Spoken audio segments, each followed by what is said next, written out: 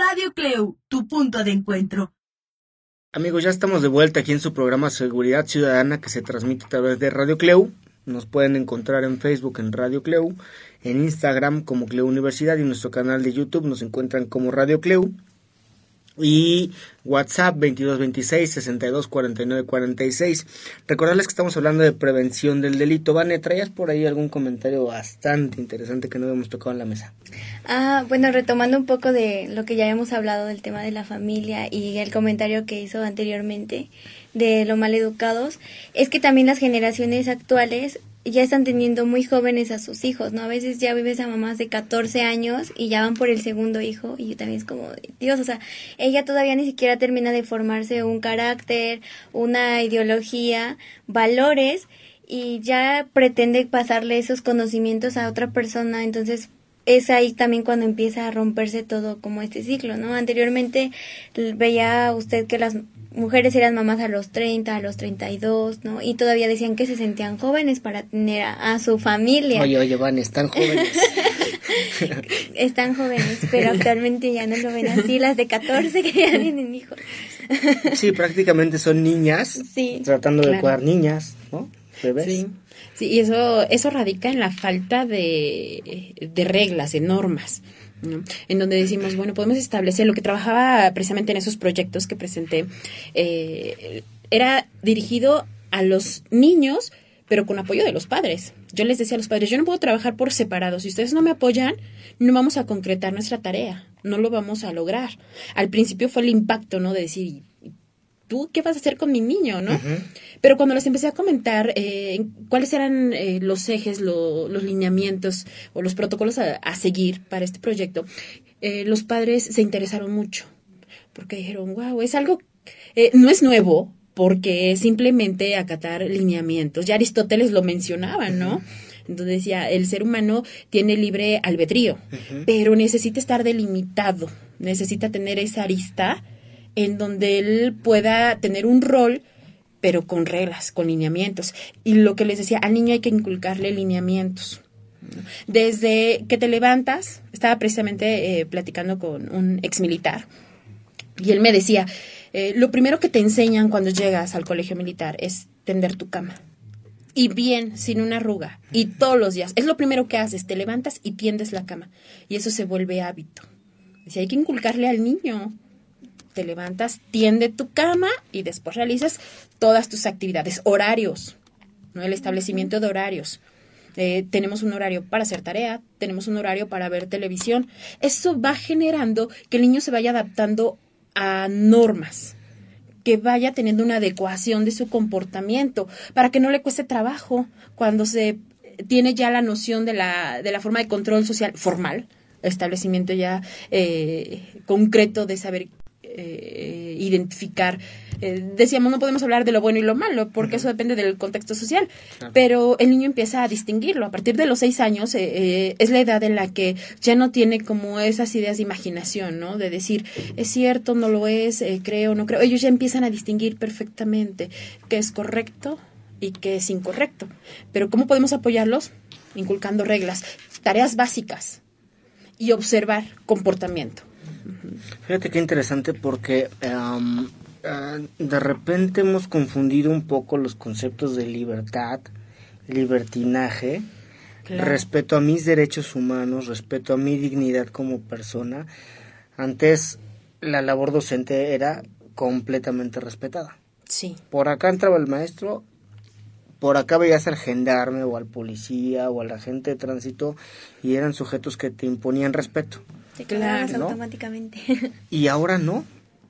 Ahora haces lo que quieres, te sales a la hora que quieres de clase, si quieres no entras, ves al policía y lo encaras, hay videos donde le quitan las armas, en fin, hay como una falta de, no por las figuras, porque eso es cuestionable también. Seguramente los alumnos van a decir, pues sí, bueno, pero también si ves al poli que llega ahí mal alineado y tratando de corromperte, o que llega el maestro medio jarra, o que llega y como que no tienen la más mínima idea de la clase y nomás viene a contarnos sus historias, pues por supuesto que no vas a encontrar respeto no vas a encontrar una figura de autoridad a la cual respetar, claro, ¿no?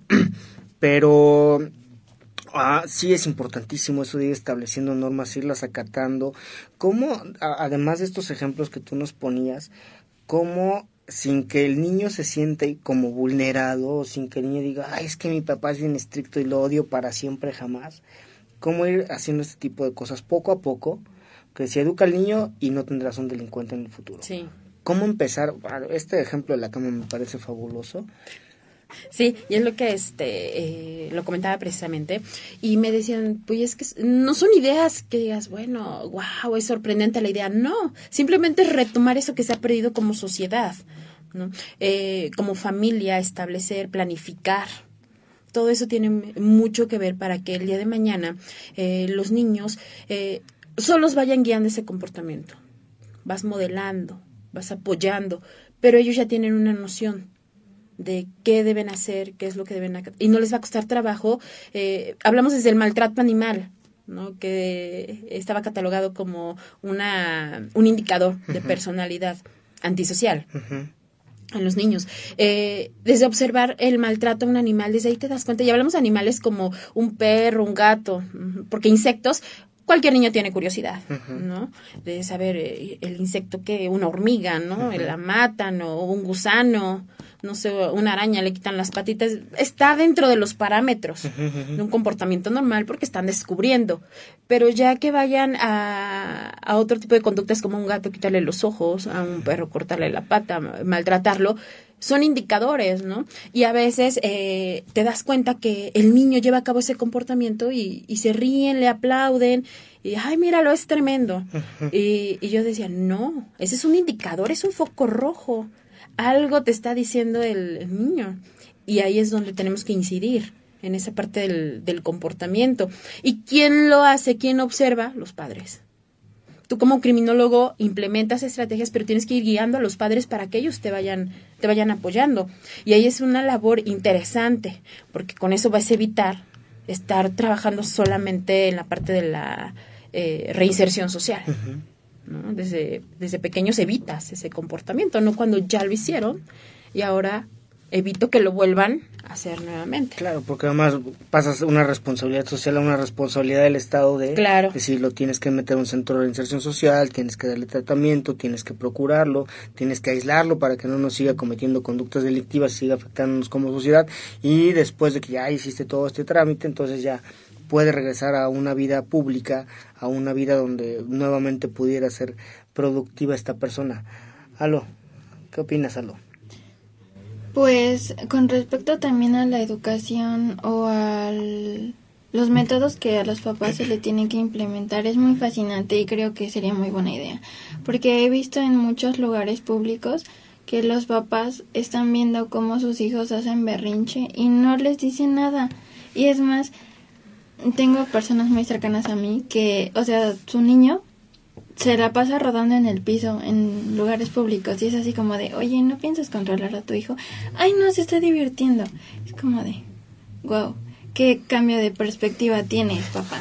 Fíjate que eso es interesante porque, pues maestro, usted no me va a dejar mentir que nuestros papás con una mirada solo con te decían todo, y tú acatabas, tú entendías, respetabas, ¿no? Los niños de ahora tú los ves y como diciendo, ¿qué me ves, no? Y desde ahí vemos que se está rompiendo ese esquema, ¿no? Identificar roles, identificar figuras de autoridad, lo que decían de los agentes viales, policía, ¿no? Ahora el niño dice, ¿y cuál es su función? ¿No? Tú le preguntas a un niño, ¿y cuál es su función? ¿Quitarte el dinero? ¿No? Te hablan de corrupción a su forma, pero te están hablando de corrupción. Es algo que ellos están observando y todo eso va desviando de cierta manera pues la idea de acatar reglas, normas, el respeto. Y es que también yo he visto que hay niños que golpean a sus papás. Es como de no me das esto, no me compras esto, y los empiezan a pegar en su cabeza. O sea, si los tienen cargando, les pegan en la cabeza o los patean, y es así como de... Y los papás nada más empiezan a reír y dicen, ay, es un niño. Y es como de, ¿cómo pretendes educar a un niño si estás viendo qué es lo que hace y tú no haces nada? Y con eso estás aceptando, ¿no? Que el comportamiento es adecuado. Te causa gracia y lo aceptas y el niño sabe. O muchas veces son los papás los que incitan a que el hijo haga eso, ¿no? Porque o sea, me ha tocado ver como, a ver, haz esta grosería, ¿no? Y ahí van, y el niño repite la seña y es como que, ay, mira qué gracioso, se ve bien chistoso, ¿no? Y ya después cuando están grandes y hacen eso y no los respetan, entonces ya exigen que respeten la autoridad que ellos desde un principio se quitaron, ¿no? O las ocasiones en que está la mamá, ¿no? Y la mamá dice que no, pero van con la abuelita y la abuelita dice que sí, ¿no? Entonces también es parte de que no, porque le está restando la autoridad que debe tener la mamá, ¿no? Entonces también es como esa parte de que a veces los mismos padres generan que el hijo les falta el respeto y ya después se quejan porque no pueden controlarlos, cuando ellos son los que generaron esas acciones. Aparte también de que les faltan el respeto a los papás, yo también conozco a muchas personas, familias, y que tienen hijos varones, o sea, como de 10 años aproximadamente, y tienen hermanas mujeres. Entonces, la mamá es como de, ay, mi niño, no le haga nada, ¿no? Y cuando el niño hace groserías con las niñas, ya los papás pues sí se enojan y quieren implementar algún tipo de castigo porque pues a las niñas no les deben de pegar. Y su mamá así de, no, pero no le hagas nada porque es mi niño. O sea, él puede hacer todo. Pero cuando las mujeres lo atacan a él, ya su mamá entra. Ok, amigos, vamos a ir al siguiente corte. Recordarles que estamos en Facebook a través de Radio Cleu, en Instagram nos encuentran como Cleu Universidad y a través de nuestro canal de YouTube nos encuentran como Radio Cleu. Vamos al último bloque para ir cerrando todo este tema de la prevención. Y maestra, me gustaría que nos pudieras platicar un poquito más ahora qué hacer.